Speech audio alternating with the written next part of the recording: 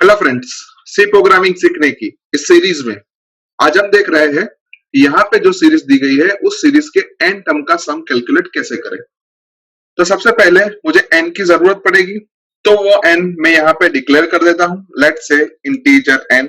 उसके बाद CLR SCR लिख देता हूँ ताकि हमें कोई प्रीवियस आउटपुट दिखाई ना दे, और लास्ट में मैं गेट CH लिख देता हूँ। अभी ऊपर डिक्लेयर किए गए हुए एन की वैल्यू हमें यूजर के पास से लेनी है, और इसी वजह से यहाँ पे मैं एक प्रिंटफ स्टेटमेंट लिखता हूँ। उस प्रिंटफ स्टेटमेंट के अंदर मैं सिंपल सा मैसेज छोड़ देता हूँ, एंटर एन। उसके बाद एक स्कैनफ स्टेटमेंट लिखता हूँ, और उस स्कैनफ स्टेटमेंट के अंदर मैं लिखता हूँ percentage B address of N.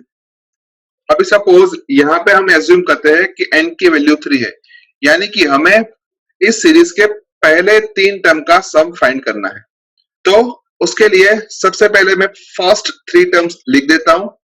First हमारा टर्म 1 है, सेकंड हमारा टर्म 1 डिवाइडेड बाय 2 और उसका स्क्वायर, थर्ड हमारा टर्म 1 डिवाइडेड बाय 3 और उसका क्यूब। अभी तीनों टर्म ध्यान से देखें तो सेकंड टर्म में डिनोमिनेटर 2 है और पावर भी 2 है, थर्ड टर्म में डिनोमिनेटर भी 3 है और पावर भी 3 है, लेकिन फर्स्ट टर्म में ऐसा कुछ नहीं है।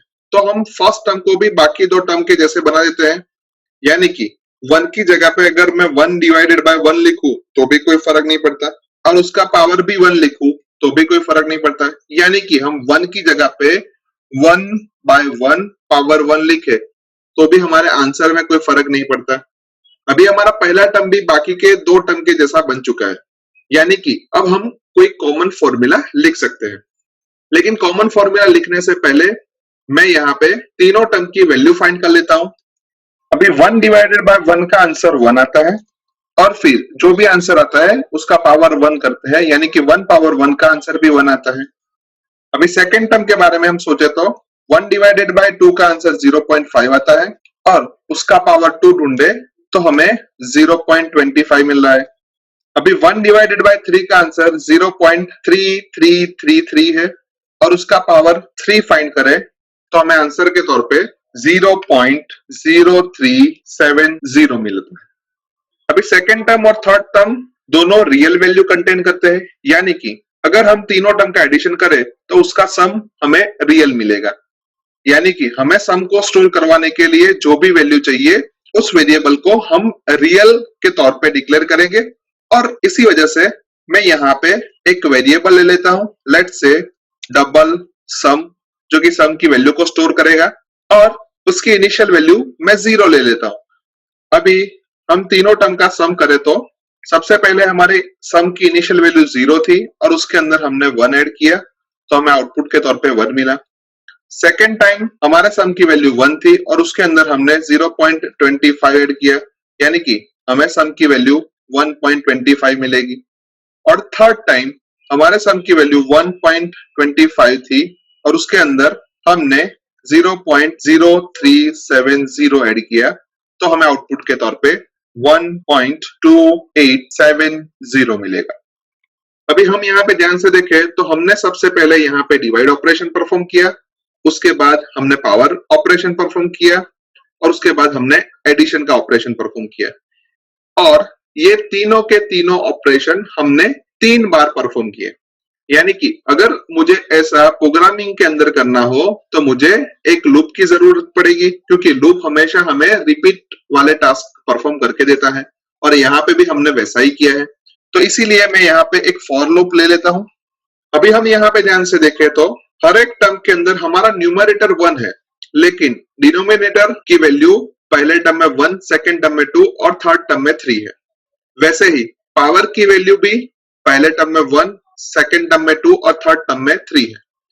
यानी कि हम ऐसा बोल सकते हैं कि हमारा न्यूमरेटर कांस्टेंट रहता है, और डिनोमिनेटर और पावर की जो भी वैल्यू है वो हमेशा 1 से स्टार्ट होती है, और यहाँ के केस में 3 तक जाती है, जो कि हमारी n की वैल्यू है। यानी हम ऐसा बोल सकते हैं कि हम एक वेरिएबल ले रहे हैं i इज इक्वल्स टू 1, जिसकी वैल्यू n से कम या n के बराबर होती है, और हर एक बार उसकी वैल्यू में एक एक का इंक्रीमेंट होता है।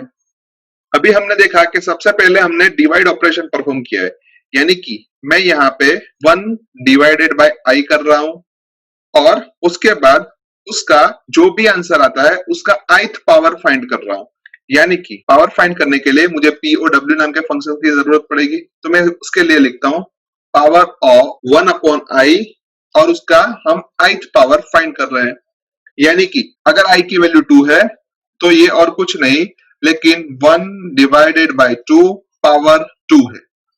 हमने डिवाइड ऑपरेशन परफॉर्म कर लिया, पावर ऑपरेशन परफॉर्म कर लिया, उसके बाद हमें सम ऑपरेशन की जरूरत पड़ती है, तो उसके लिए मैं यहाँ पे लिखता हूं sum plus power of 1 upon I comma I. अभी जो यहाँ पे इन दोनों का एडिशन हमें मिलता है उसको फिर से हम सम नाम के वेरिएबल के अंदर स्टोर कर देते हैं।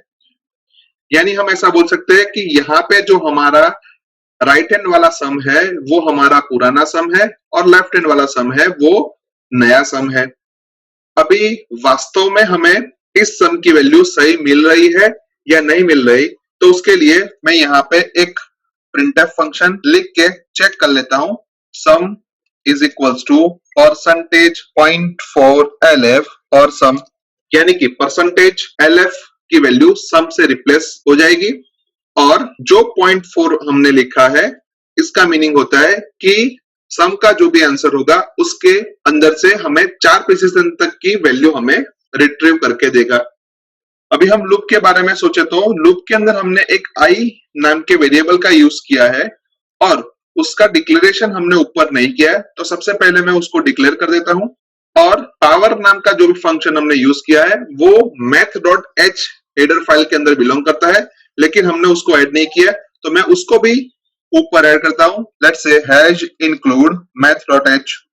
अभी हम ध्यान से देखिए तो हमारे प्रोग्राम का पूरा लॉजिक हमने यहाँ पे लिख दिया है। तो सबसे पहले प्रोग्राम को सेव कर देते हैं, उसके बाद प्रोग्राम को कंपाइल करते हैं। कंपाइलेशन में कोई भी एरर नहीं आई, इसी वजह से प्रोग्राम को रन करके देख लेते हैं।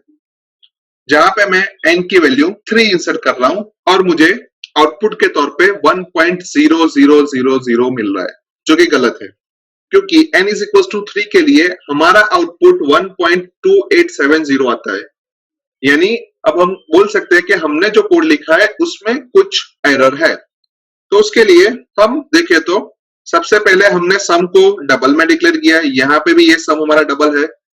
अभी ये 1 हमारा इंटीजर कांस्टेंट है और i भी हमारा इंटीजर है, यानी हम ऐसा बोल सकते हैं कि 1 अपॉन i जब हम कर रहे हैं वो हमें इंटीजर आउटपुट दे रहा है और इसी वजह से जब i की वैल्यू 2 हो तब 1 अपॉन 2 हमें 0 आंसर देगा, जो कि गलत है। यानी कि हमें आइदर 1 को आइदर i को डबल में कन्वर्ट करना पड़ेगा।